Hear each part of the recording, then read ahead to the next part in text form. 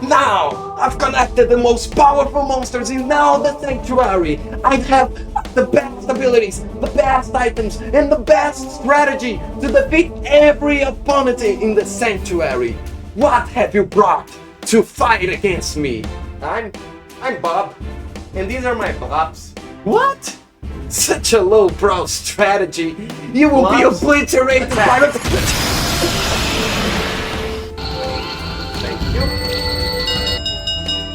Did you guys ever heard about Moi Rai Games and their monster catching games? Well, I sure hope Nintendo never hears about them. Moai is responsible for creating two of my favorite monster catching games recently, and I want to talk about them with you guys. The first one I want to talk to you guys about is the one called Monster Sanctuary. I don't know if you guys have heard about this game, and if you listen to the genres that it belongs to, you would probably think that maybe this game won't be a good game, right? But it's actually amazing. It is a metroidvania monster catching game where you have like such intricate JRPG elements that you have equipment for your monsters, a huge skill tree for all of them, ranging from 3 to 4 different skill trees where you can go from tank, support, attack, and you have several different elemental attacks, buffs, debuffs. The game is very deep, and as I said, you can equip items to your monsters, you can feed them up to give them buffs, increase their stats, do that also through the complex skill tree that this game has. I'm really excited to talk with you guys about this game because I love it and I want more people to know about it. Monster Sanctuary is one of the most innovative games I've ever played, yet nothing is new in the game. I have always wanted as a kid for Nintendo to explore the Pokémon system and go deeper into the aspects it had built on previous games, and this game actually gives me what I always wanted, using my monsters on the map to actually unlock new places to go. I know. Pokémon used to do that with the hidden machine moves, right? It would unlock moves like cut and strength to move boulders and stuff like that, but that existed since the first game, and level exploration was nothing like the platformers like Mario or Metroidvania, right? Monster Sanctuary actually comes and do what I always wanted it to do, and that's why I say this game does nothing new, because everything here I've seen in another game, but it is done with such passion and, you know, going for what, let's say, the Metroidvania fans wanted and the Monster Catcher fans wanted. Like, they encompassed both of these worlds, and it's a really amazing game. You know how some AAA games sometimes they go wide as an ocean but deep as a puddle? You know, we miss that depth when playing a lot of AAA games, and not only limited to AAA games, but I would say they are the most glaring perpetrators in this subject. But this game is quite the opposite. The deeper you go and you see there's a lot of stuff from the get-go. When you start the game, you have an easy introduction to the concept, exploration is easier, the battles are easy, and, you know, choosing the skills of the monsters, what to use, what items to equip, everything is fairly easy. But as you progress, complexity scales up. By the end of the game gets really hard, and you get to see a lot of people actually complaining on forums and community. But in the end, everybody can help each other out, and everybody manages to beat the game. It's a very cool and interesting game, and it has a lot of replayability, new game plus, a lot of content, late game content. The game really has it all. Over 100 monsters, if I recall correctly. I'm trying to recall this all from memory, guys, but it's like 15 different biomes, over 40 different boss battles, ranging from fighting other monster trainers to special legendary monsters on the maps. Man, this game is amazing. A lot of different secrets to unlock with different monster abilities, or just plain skill. You know, you have to press this and jump at the right moment. It's very cool and interesting game. I really love it. Monsters can reach up to level 42, meaning over 40 skill points to invest into different active and passive skills, ranging from healing, support, debuff on enemies, raw damage, shooting damage over time, among other stuff. Not only that, but outside combat you still have this beautiful pixel art game. I really like the art of this game, the art style, the art direction. The song, the music, I think I'm going to use the OST from Monster Sanctuary in this video, so enjoy it. It's amazing, I really love this game. And when you are exploring these beautiful scenarios, you can select different monsters to walk among you, right? Pokémon does that a lot, and we always like that idea of having our monsters following us, but different monsters do different stuff, a la metroidvania games, you know, so you have the monsters that can fly and maybe get you to higher places, monsters that can see in the dark, some monsters can levitate boulders. You get another incentive to get different monsters to use their passives or active abilities to get to different places. Yeah, it's super cool. Good thing Nintendo didn't try to patent discovering secret places using monsters, right?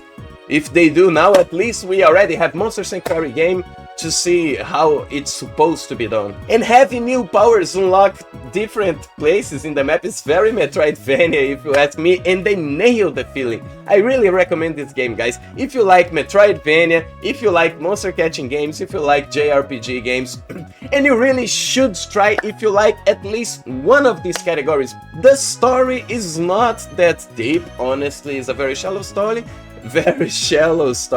but I think if you don't have like a good thing, it's better to do it simple than to try some convoluted, complicated story that would be bad in the end, right? Monster Sanctuary is by far one of my favorite games, evoking Super Nintendo era graphics with a lovely pixel art, engaging monster catching mechanics that ties in with the Metroidvania exploration, alongside with a deep leveling system and a skill tree to dictate the final role of the monsters. Tied with the 3 vs 3 format, it is a weird mesh of mechanics that legitimately works. Guys, this game really feels like a work of passion, I can't recommend it enough. Now let's jump to the other game. Now their most recent game, this game is called Aethermancer. It's a roguelike monster catching game where exploration reminds me somewhat old school games like Chrono Trigger mixed with new games like Hades, in the meaning that when you are playing Hades, you can pick where is your next destination based on maybe I want a specific patron, something that I want on the next map, right? And you can do the same here. But the combat system is again back to the turn-based JRPG kind of style, but they have some twists from the other game. It is still a monster fighting game, 3 vs 3.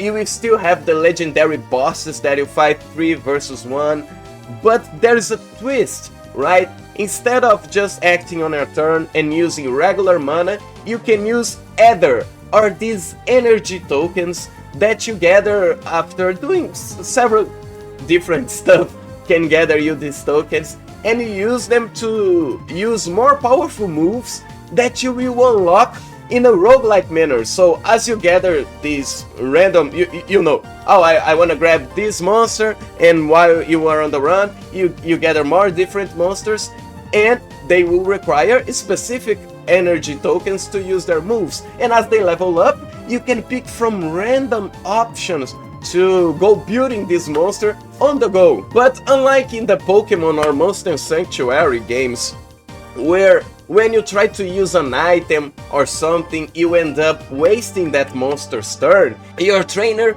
or Edermancer can use potions or other trinkets without wasting the monster's turn. And since I just started playing this game, a lot of the deeper mechanics might be lost on me. Bear in mind that I have hundreds of hours on Monster Sanctuary, and I just started playing Aethermancer because it has been released quite recently in early access. Although this game has many different aspects in exploration, mainly, a lot of the fight systems are kind of a spiritual successor from the last game. So while a lot of mechanics are very different from the last game, we can still see the focus on strategy, build and synergy between our monsters. So are you going for a debuff? Do you have someone to protect your party? Do you have a good sustain, regeneration, survivability? This is even more important now that it is about a roguelike, you know, so you don't get to be that powerhouse by the end of the game that manages to steamroll everything. Since it is a roguelike, every time you start again, you got a level playing field that you have to level up. But being a roguelike, a lot of very different and interesting builds end up coming to your hand because you have to improvise, innovate.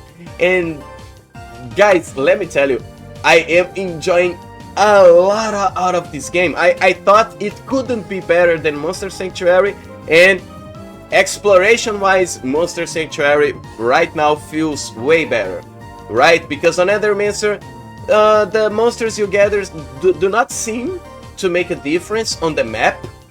It would be cool if they did, because that aspect on the first game was simply amazing. Using our monsters outside combat was really cool, and I miss this on Ederman, but outside that, everything else, the combat is chef kiss. And with the energy system that I talked about, with those new tokens of energy, you're left trying to have the best synergy, and as your monsters level up, I even think that the game forces a synergy between your monsters. So if it identifies the types of strategies you are using, like are you using critical hits, are you healing a lot, are you using a lot of shield, and they will try to give the options on your level up, at least one option that matches the things you are using. So it really feels dynamic and super fun, and as you can see, I'm pretty excited to play this game.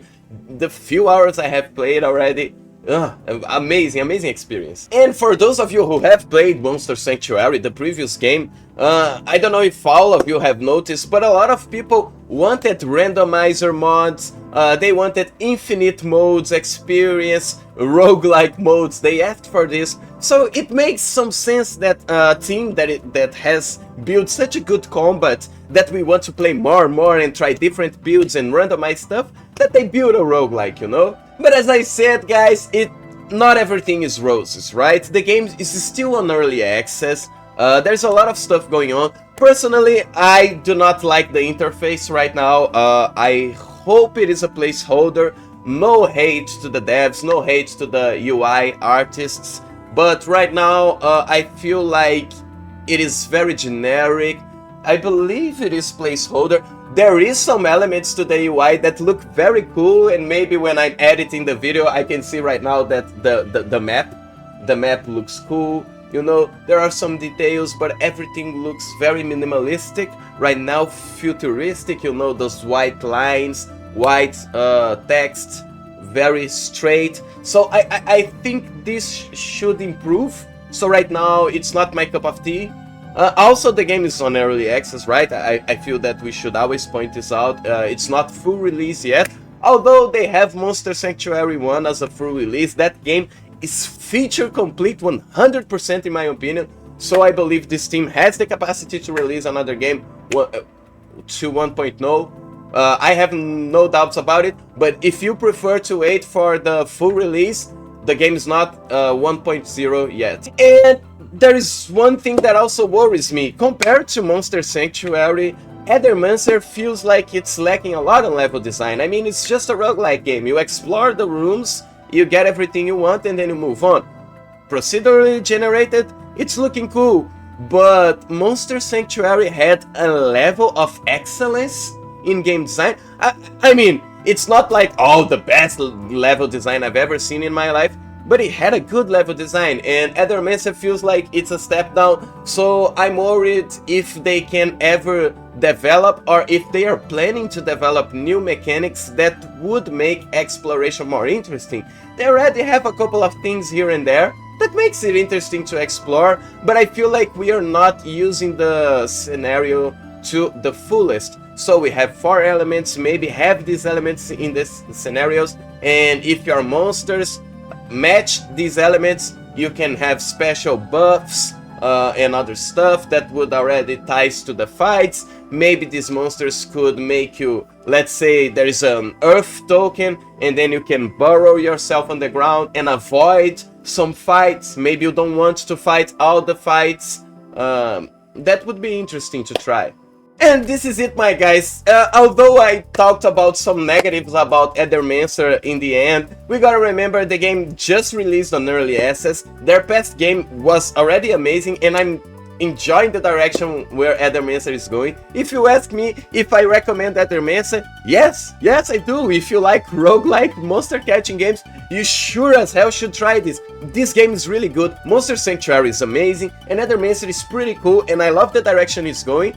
Has the potential to be even better than Monster Sanctuary. We just gotta take a look at the exploration department right now. Monster Sanctuary 10-1 on Edermancer, but other than that, both are amazing games. I love them, I like them very much, and I really recommend both of you for them, and I want you guys to check it out. And I also want to know your opinion, guys. What do you guys think about these games? Have you tried Edermancer yet? Have you ever heard about Monster Sanctuary? Do you like monster catching games? Do you think it's good to see this competition of monster catching games and other genres like metroidvania, roguelikes? I love Moi Rai Games. I really wanted to show my love and support for this dev team. They are amazing at their work.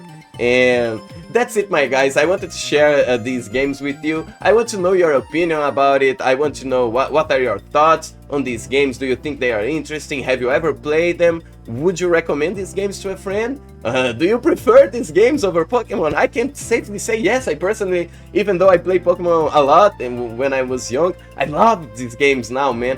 And that's it, guys. I'll see you on the next one. Bye bye.